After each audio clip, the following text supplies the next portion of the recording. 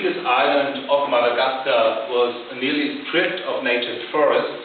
It is now reforested with native forest at a hilltop at one side, and you see that Google could find that in the Grand Montagne, which is the restoration area, the crickets came back, as seen by this frequency peak here from the Ornelius.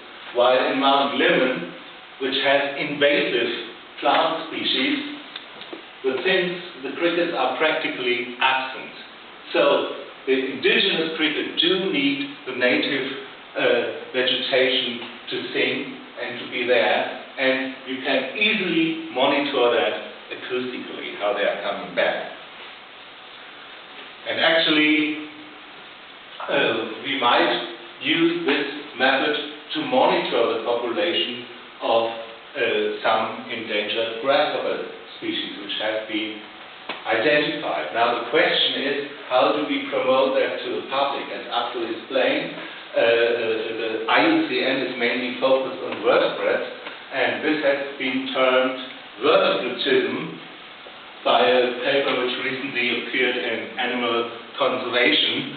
So how can we cope against vertebratism? And I think the species of the day approach is very nice. So here, for example, we have the Epirus grasshopper, which is restricted to a small area in Greece, to a wetland area in Greece. And this brings me to the concept of the Alliance for Zero Extinction Sites. So could we do something for Orthoptera like this?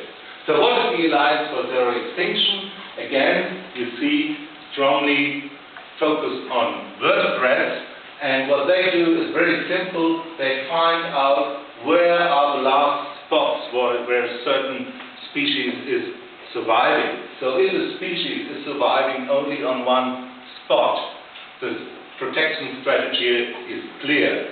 Protect the last habitat where the last survivors occur. Very clear approach, and here you see the map of the Alliance for Zero Extinction Sites.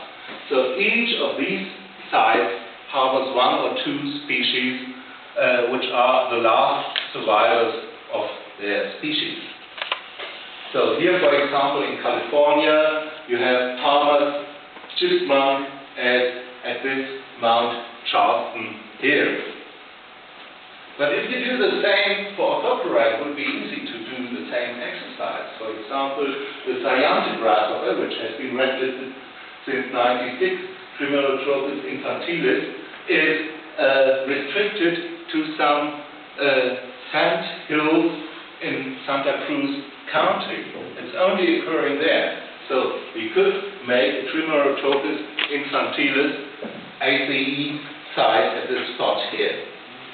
And we could do the same for the Epirus grasshopper somewhere here in Greece. And we could do the same for the Metiope trigonid here in Rodriguez Island. So with this exercise, I think we might be able to convince the Alliance for Zero Extinction to team up with the Orthoptera society or Orthoptera community to add some invertebrate sites. And we already teamed up with acoustic monitoring, because one of our Colombian workshop attendants wants to monitor the zero extinction sites in Colombia. And as you can imagine, there are many. And there are not only frogs and birds in these zero extinction sites, of course, there are also Orthoptera in there. So I think teaming up with these initiatives brings us a huge potential for acoustic monitoring and profiling in the future.